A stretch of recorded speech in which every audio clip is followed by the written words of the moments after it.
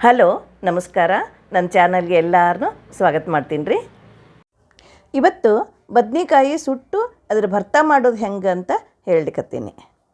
ಈ ಭರ್ತಾ ಮಾಡ್ಬೇಕಾದ್ರೆ ದೊಡ್ಡ ದೊಡ್ಡ ಬದ್ನೆಕಾಯಿ ಒಂದೊಂದು ಸರಿ ನಮಗೆ ಸಿಗ್ತಿರ್ತಾವೆ, ಸಣ್ಣ ಸಿಗಂಗಿಲ್ಲ, ಆವಾಗ ಪಲ್ಯ ಚಲೋ ಆಗಂಗಿಲ್ಲ ಅಂಥೇಳಿ ಇದ್ರ ಭರ್ತಾ ಮಾಡ್ತಾರೆ. ಅಗದಿ ಎಳಿಬಿದ್ರೆ ಪಲ್ಯ ಮಾಡ್ತಾರೆ.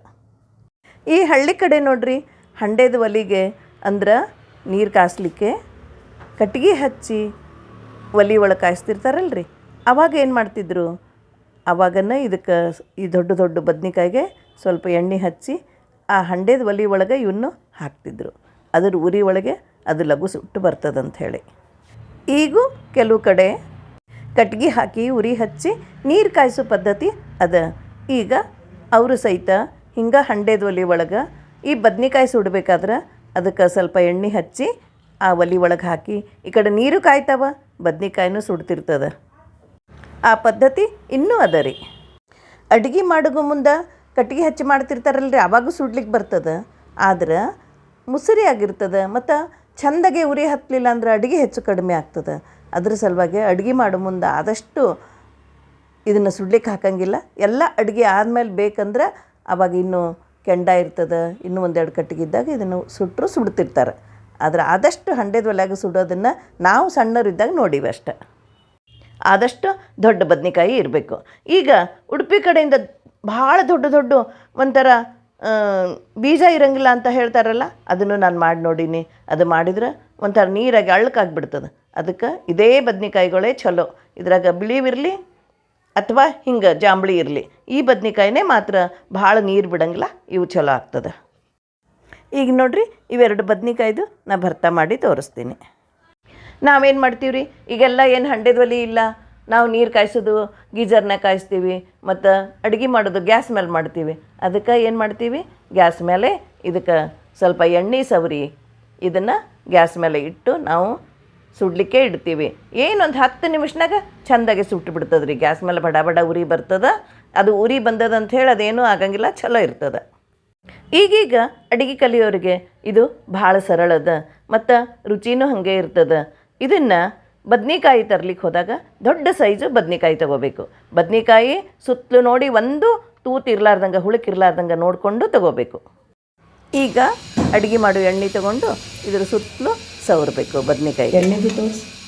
2 ಬದ್ನೆಕಾಯಿಗೆ ಚೆಂದಾಗಿ ಸವರಿ ಗ್ಯಾಸ್ ಹಚ್ಚಿ ಸ್ಟ್ಯಾಂಡ್ ಮೇಲೆ ಈ ಬದ್ನೆಕಾಯಿನ ಸುಡಲಿಕ್ಕೆ ಇಡೋಣ.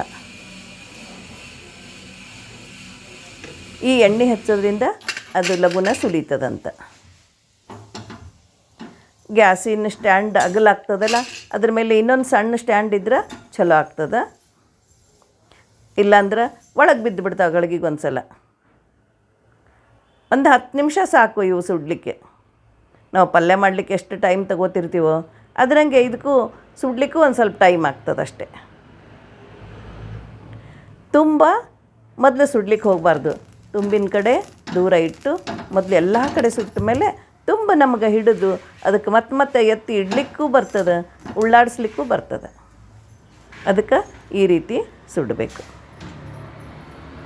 ನೋಡಿರಿ, ಎಲ್ಲ ಕಪ್ಪಾಕೋತ ಬರ್ತದೆ. ಕಪ್ಪಾದರೂ ಅದ್ರದ್ದು ಬಣ್ಣ ಒಳಗಡೆ ಏನೂ ಕಪ್ಪಾಗಿರಂಗಿಲ್ಲ, ಒಳಗಡೆ ಚೆಂದಾಗಿ ಬಿಳಿ ಬಿಳಿನೇ ಇರ್ತದೆ. ನೋಡಿರಿ, ಹಿಂಗೆ ಬೆರಳಿನಿಂದ ಚುಚ್ಚಿದ್ರೆ ಬೆರಳು ಒಳಗೆ ಹೋಗ್ತದಲ್ಲ, ಈಗ ಅದು ಚೆಂದಾಗೆ ಸುಟ್ಟದ ಅಂತ ಅರ್ಥ. ನೋಡಿರಿ ಹೆಂಗೆ ಒಳಗೆ ಹೋಗ್ತದೆ. ಇದನ್ನು ಒಂದು ಪ್ಲೇಟಿಗೆ ಹಾಕಿ ಎತ್ತಿಟ್ಕೊಡ್ರಿ. ಇದು 1 ತಾಸು 2 ತಾಸು ಆರಬೇಕು. ಅದಕ್ಕೆ ನಿಮಗೆ ಯಾವಾಗ ಬೇಕೋ ಅದಕ್ಕಿಂತಲೂ 1-2 ಗಂಟೆ ಮೊದಲೇ ಇವತ್ತರನ್ನ ಸುಟ್ಟಿ ಇಟ್ಕೋಬೇಕು. ಈಗ ಆರ್ಯಾವ, ನಾನು ಯಾವಾಗ ಸುಟ್ಟಿಟ್ಟಿದ್ದೆ. ಈಗ ನೋಡಿರಿ ಹೆಂಗೆ ಸುಲಿಬೇಕು, ಈಜಿ ಹಿಂಗೆ ಬರ್ತದೆ. ಇವ 2 ಬದ್ನೆಕಾಯಿನ ಸುಲ್ಕೊಂಡು ಒಂದು ಬುಟ್ಟಿಗೆ ಹಾಕಿ ಇಟ್ಕೊಡ್ರಿ. ಮತ್ತು ಇದಕ್ಕೆ ರುಚಿಗೆ ತಕ್ಕಷ್ಟು ಉಪ್ಪು, ಖಾರದ ಪುಡಿ ಮತ್ತು ಇದಕ್ಕೆ ಶೇಂಗಾ ಹುರಿದು ಅದರದ್ದು ಪುಡಿ ಮಾಡಿ ಇಟ್ಕೋಬೇಕು. ಪುಡಿ ಅಂದರೆ ಭಾಳ ಸಣ್ಣ ಆಗಬಾರ್ದು, ಸ್ವಲ್ಪ ಅದ್ರ ಒಳಗೆ ನಾವು ತಿಂದಾಗ ಶೇಂಗಾದ್ದು ಸ್ವಲ್ಪ ರವಾದಕ್ಕಿಂತಲೂ ದಪ್ಪ ಇರಬೇಕು ನೋಡಿರಿ. ಅಂದರೆ ಈಗ ಕಾಣಿಸ್ತದಲ್ಲ ಕಣ ಕಣ, ಈ ರೀತಿ ಇದ್ದರೆ ಚಲೋ ಇರ್ತದೆ. ಕೈಯಿಂದ ಇದನ್ನು ಚೆಂದಾಗಿ ಕಿವಿಚಿ ಉಪ್ಪು, ಖಾರದ ಪುಡಿ ಮತ್ತು ಶೇಂಗಾದ ಪುಡಿ ಇದನ್ನು ಹಾಕಿ ಚೆಂದಾಗಿ ಕಲಸ್ರಿ. ಮತ್ತು ಯಾರಿಗೆ ಉಳ್ಳಾಗಡ್ಡಿ ಸಣ್ಣಗೆ ಹೆಚ್ಚಿ ಹಾಕಿ ಮ್ಯಾಲೆ ಮೊಸರು ಹಾಕಿದ್ರೆ ಸೇರ್ತದ, ಮೊದಲು ಸಣ್ಣಗೆ ಉಳ್ಳಾಗಡ್ಡಿ ಹೆಚ್ಚಿ ಹಾಕಿ ಆಮೇಲೆ ಮೊಸರು ಹಾಕಿರಿ. ಮೊಸರು ಹಾಕಿದ್ಮೇಲೆ ಇದಕ್ಕೆ ತಕ್ಕಂಗೆ ಸ್ವಲ್ಪ ಉಪ್ಪು ಮತ್ತು ಸ್ವಲ್ಪ ಸಕ್ಕರೆ ಹಾಕಿದರೆ ಇದು ರುಚಿ ಬರ್ತದೆ. ಇದನ್ನೆಲ್ಲ ಹಾಕಿ ಚೆಂದಾಗಿ ಕಲಸಿ ಆಮೇಲೆ ಮೆಂತ್ಯ ಮೆಣಸಿಕಾಯಿ ಒಗ್ಗರಣೆ ಮಾಡಿಕೊಂಡು ಒಗ್ಗರಣೆ ಜೋಡಿ ಮೆಂತ್ಯ ಮೆಣಸಿಕಾಯಿನೂ ಹಾಕಿ ಬಡಿಸ್ರಿ. ಭಾಳ ರುಚಿ ಇರ್ತದೆ ಇದು. ನಾ ಈಗ ಮೊಸರು ಹಾಕಿಲ್ಲ, ಯಾಕಂತಂದ್ರೆ ಬಿಸಿ ಭಕ್ರಿ ಮಾಡಿದ್ದೆ. ಅದಲ್ಲದೆ ಚಪಾತಿಗೆ ಈಗ ಮೊಸರು ಹಾಕಿದ್ರೆ ಛಲೋ ಇರೋಂಗಿಲ್ಲ. ಮುಂಜಾನೆ ಮಾಡಿದ ಭಕ್ರಿ ಸಂಜೆ ಮುಂದೆ ತಿನ್ಬೇಕಾದ್ರೆ ಮೊಸರು ಮತ್ತು ಉಳ್ಳಾಗಡ್ಡಿ ಎಲ್ಲ ಹಾಕಿದ್ರೆ ಛಲೋ ಇರ್ತದೆ. ಅದಕ್ಕೆ ಹಿಂಗೆ ಹಾಕ್ಬೇಕಂತ ನಿಮಗೆ ಹೇಳೀನಿ. ನೀವು ಯಾವಾಗ ಎದ್ರ ಜೋಡಿ ತಿಂತೀರೋ ಅದನ್ನು ನೋಡಿಕೊಂಡು ನೀವು ಈ ರೀತಿ ಮಾಡಿಕೊಡ್ರಿ. ಇದು ಸರಳ ಮತ್ತು ಸುಲಭವಾದಂಥ ಒಂದು ಬದ್ನಿಕಾಯಿ ಭರ್ತಾ ಅಂತ ಹೇಳ್ತೀವಿ.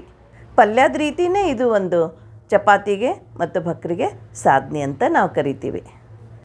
ಪ್ರಯತ್ನ ಮಾಡಿ ನೋಡ್ರಿ. ಶ್ರೀ ಕೃಷ್ಣಾರ್ಪಣಮಸ್ತು.